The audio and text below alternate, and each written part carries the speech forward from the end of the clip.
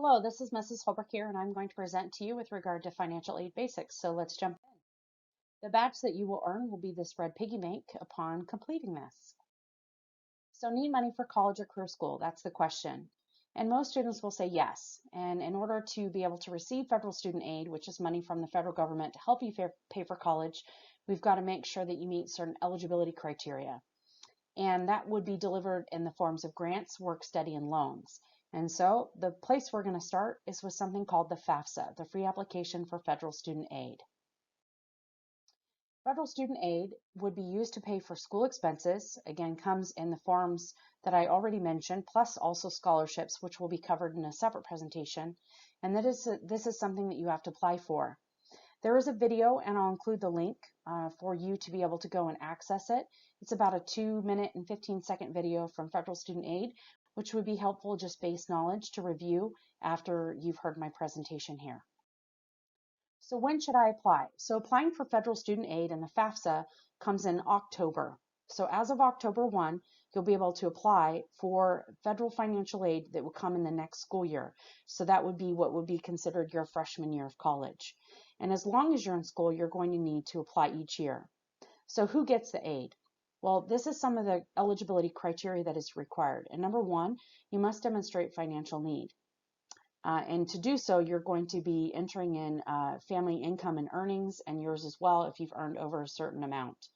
You must be a U.S. citizen or an eligible non-citizen, have a valid Social Security number, and you must have registered with the Selective Service if you're between the ages of 18 to 25, and I'll talk a little bit more about that later.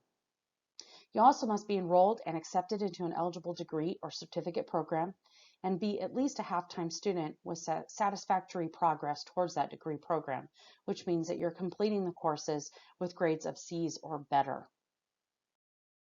So let's talk about the types of aid. And again, I mentioned scholarships, but I'm going to focus on grants, work study, and loans in this presentation. So let's talk about grants. Grants are money that is not required to be paid back. So we always like to say grants are good.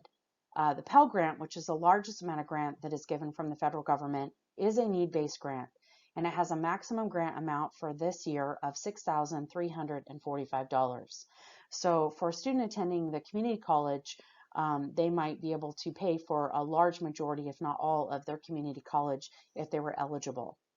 So this, of course, depends on your FAFSA report and what is called the expected family contribution that your parent, your guardian, will be required to pay, or expected to pay, I should say, towards your education, as well as the cost of attendance of the school that you would enroll in. There are two other types of grants too, and that's the FSEOG, the Federal Supplemental Educational Opportunity Grant, and a TEACH grant. TEACH grants are solely for those seeking out teaching degrees, and it's roughly around $4,000 a year, but there is a commitment to teach beyond your education and training. So you only get the grant because you're going to go teach afterwards. And to be able to receive the grant, again, the FAFSA is absolutely required. I want to discuss for just a minute about work study. Work study is a program that allows you to earn money to pay for school by working part-time.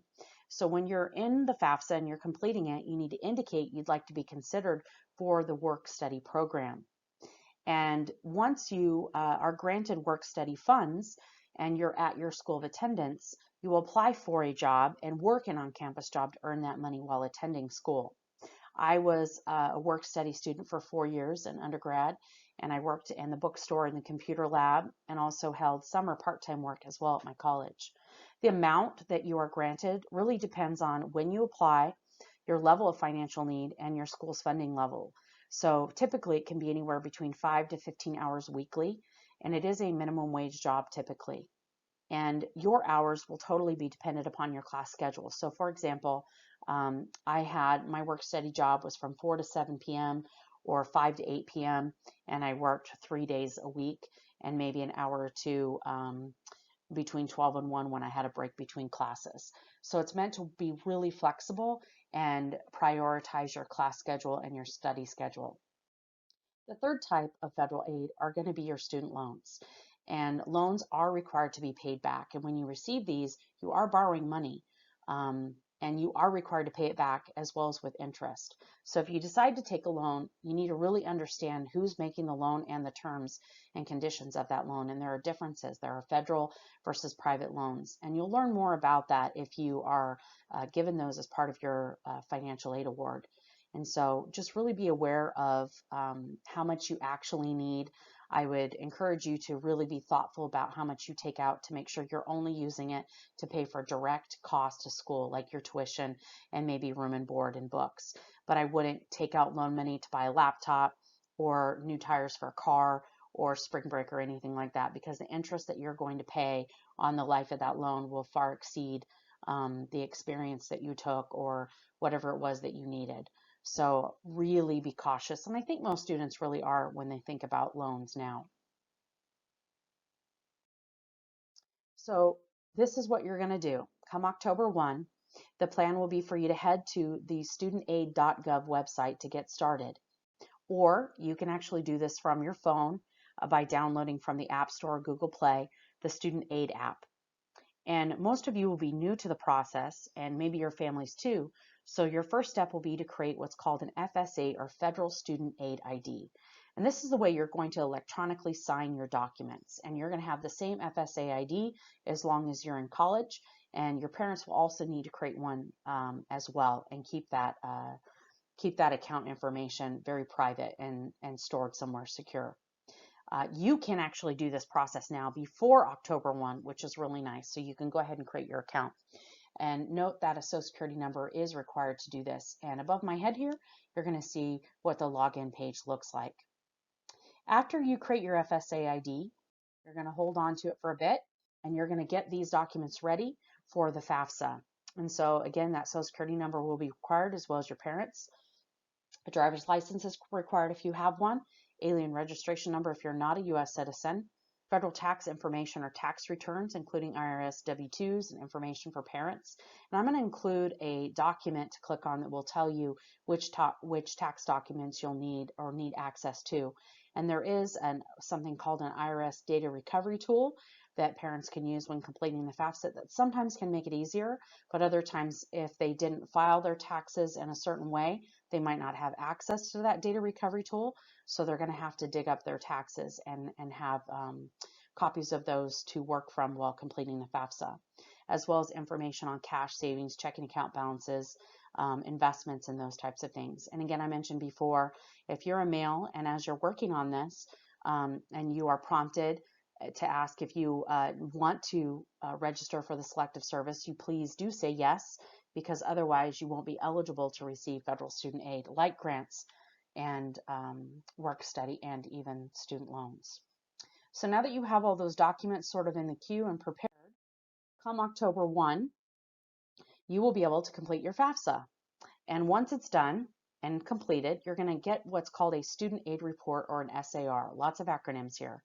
You need to check your SAR for errors you might have made and correct them. That's super important. And this SAR is going to be provided to the schools you listed on your FAFSA form. So if you indicated you had a plan to go to Arizona State University or Glendale Community College, or maybe a college in California or out of state, or a trade school, maybe you're interested in the Motorcycle Mechanics Institute, whatever it might be, you indicate to the federal government where you want your information sent. And then you will eventually receive an aid offer from those schools for which you are accepted for admission.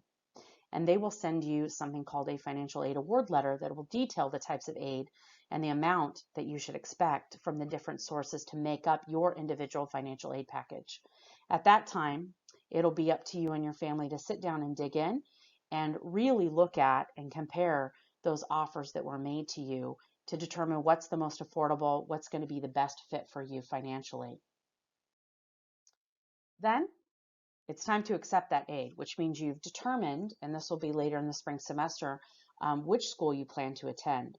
And you will complete the processes that that school has for you. So that includes whatever their financial aid office deadlines are. And the award offers are generally going to be posted on an online account that you created for that college.